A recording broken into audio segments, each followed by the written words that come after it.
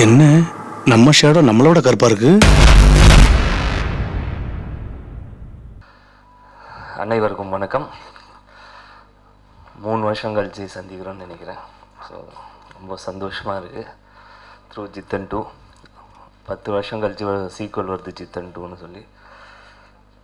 2 வருஷத்துக்கு முன்னாடி Vincent sir சொன்னார், ரமேஷ் நான் தான் சொன்னேன் சார் எனக்கு எப்படி இருந்தாலும் ஒரு மறுபடியும் ஒரு பிரேக் தேவைப்படுது, ஜித்தன் 2 மாதிரி ஏதாவது நல்லா ஒரு சீக்வல் இருந்ததுன்னா சொல்லுங்கள் சார், கண்டிப்பாக பண்ணலாம்னு சொன்னேன். ஸோ அன்றைக்கி சொன்னார் வின்சென்ட் சார். அண்டு அந்த கதை கேட்டோன்னே 1 லைன் கேட்டோன்னே எனக்கு ரொம்ப பிடிச்சிருந்தது. ஸோ கண்டிப்பாக சார் பண்ணலாம் சார்னு சொன்னேன். யார் டைரக்ட் பண்ண போகிறாங்கன்னு சொன்னாங்கன்னா ராகுல் என்னோடய ஸ்டூடெண்ட் தான். சார் எப்படி சார் புது டைரக்டர் எப்படி சார் நம்ம ரிஸ்க் எடுக்கலான்னு அப்படின்னு நினச்சிருந்தேன்.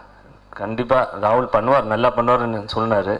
ஆனால் பட் நீங்களும் என் கூட ஃபுல் அண்ட் ஃபுல் ஷூட்டிங் முடிகிற வரைக்கும் நீங்களும் கூட இருக்கணும்னு சொன்னேன்.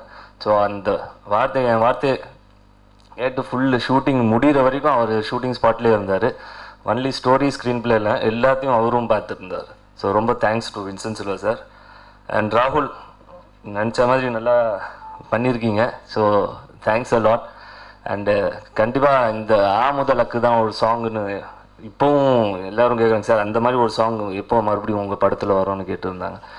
ஸோ கண்டிப்பாக இப்போ ஒரு சாங்கு ஸ்ரீகாந்த் தேவா சார் பண்ணியிருக்காரு. கண்டிப்பாக அந்த முதலக்கு தான் டச் பண்ணணும்னு நினைக்கிறேன். ஸோ கண்டிப்பாக அது ரிலீஸ்க்கு அப்புறமா தெரியும். அண்டு கஷ்டப்பட்டு இந்த படத்தை முடிச்சிருக்கோம். நினச்சிருந்தானே ஈஸியாகவே முடிச்சிருக்கலாம். ஸோ எந்த சப்போர்ட்டும் இல்லாமல் கண்டிப்பாக நாமளே பண்ணோம். நம்ம சூப்பர் குட்லேயே வரக்கூடாதுன்னு சொல்லிட்டோம். ஃபர்ஸ்ட் ஆஃப் ஆல் எதுக்கு சூப்பர் குட், நம்ம பின்னாடி பேசுவாங்க, எல்லோரும் படம் ஸ்டார்ட் பண்ணிடுறாங்க, அப்புறமா பின்னாடி வந்து அங்கே சார்கிட்ட தான் வந்து போய் நிற்பாங்கன்னு. ஸோ அந்த பேர் அந்த இது வரக்கூடாதுன்னு சொல்லி தான் நானே சொன்னேன். வெளியவே எது இருந்தாலும் இது பண்ணுங்க, பட் சூப்பர் குட்டில் சார்கிட்ட வந்தோன்னா எல்லோரும் இதே மாதிரி வர ஆரம்பிச்சுடுவாங்கன்னு சொல்லி தான் நானும் வேண்டாம்னு சொல்லிட்டேன். ஸோ கண்டிப்பாக இந்த படம் வந்து ஜித்தன் எப்படி எனக்கு பெரிய ஹிட்டு கொடுத்ததோ இந்த படமும் எனக்கு ரொம்ப பெரிய ஹிட்டு கொடுக்கணும்னு நம்புகிறேன். அண்ட் ப்ளஸ் உங்கள் சப்போர்ட் மெயின், உங்கள் சப்போர்ட் தான் எனக்கு வேணும்.